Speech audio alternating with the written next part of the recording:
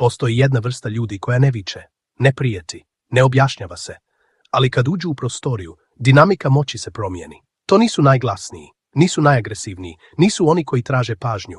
To su emocionalno nedodirljivi ljudi. Ljudi koje ne možete isprovocirati, ne možete kontrolisati, ne možete izbaciti iz ravnoteže. I danas ćemo govoriti o njima. Zašto su psihološki najopasniji? Kako razmišljaju?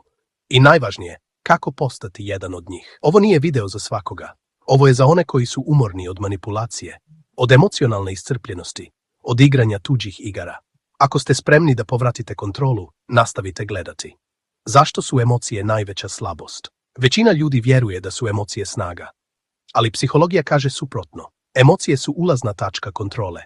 Svaki put kad se naljutite, neko drugi je pritisnuo dugme.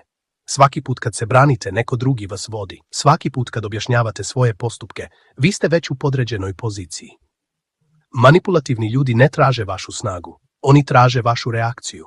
Jer reakcija znači gubitak kontrole, gubitak autoriteta, gubitak psihološke pozicije. Emocionalno nedodirljivi ljudi znaju jednu stvar. Ko kontroliše sebe, kontroliše situaciju.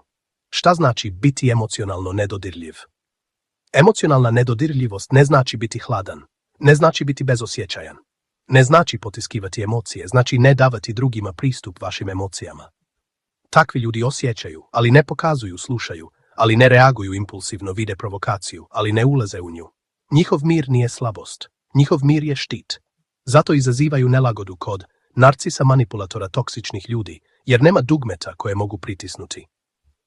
Neurologija moći. Zašto smirenost dominira u mozgu? Postoje dva ključna sistema. Amigdala, centar straha i impulsa, prefrontalni korteks, centar kontrole i odlučivanja. Kad reagujete impulsivno, amigdala vodi. Kad ostanete smireni, prefrontalni korteks vodi. Smireni ljudi ne dopuštaju otmicu amigdale. Zato ne odgovaraju odmah, prave pauzu, biraju odgovor. U toj pauzi se rađa moć. Zašto manipulatori mrze smirene ljude? Manipulator živi od 3 stvari. Reakcije, krivice, emocionalne konfuzije. Kad vi ne reagujete, ne objašnjavate se, ne ulazite u raspravu, on gubi kontrolu. Zato će pokušati da vas isprovocira jače, da vas ponizi, da vas natjera da se branite. Ako ostanete mirni, on se razotkriva sam. Smirenost tjera masku da padne. 5. Osobina emocionalno nedodirljivih ljudi. Govore manje nego što se očekuje. Tišina je moćnija od objašnjenja. Ne pravdaju se. Ko se pravda već se osjeća krivim. 3. Reaguju sporo, brzina je za slabe, kontrola je za jake. Njihovo ne nema emociju bez bijesa, bez krivice, bez drame. Ne pokušavaju da se svide jer ne traže validaciju. Kako postati emocionalno nedodirljiv? Pravilo 6 sekundi. Kad vas neko isprovocira, pauza. 6 sekundi bez reakcije. Tehnika imenuje emociju u sebi. Ovo je ljutnja, ovo je ego, ovo je provokacija. Kad je imenujete, ona slabi. Ograničite objašnjavanja, jedna rečenica, bez dodatnih pojašnjenja. Vježbajte tišinu. Ne morate uvijek odgovoriti. Zašto smireni ljudi uvijek pobjeđuju? Jer ne troše energiju na gluposti, ne ulaze u emocionalne zamke, vide širu sliku. Dok drugi sagorijevaju, oni grade. Dok drugi reaguju, oni biraju. Kontrola kao identitet. Prava moć nije u dominaciji drugih. Prava moć je u nedodirljivosti.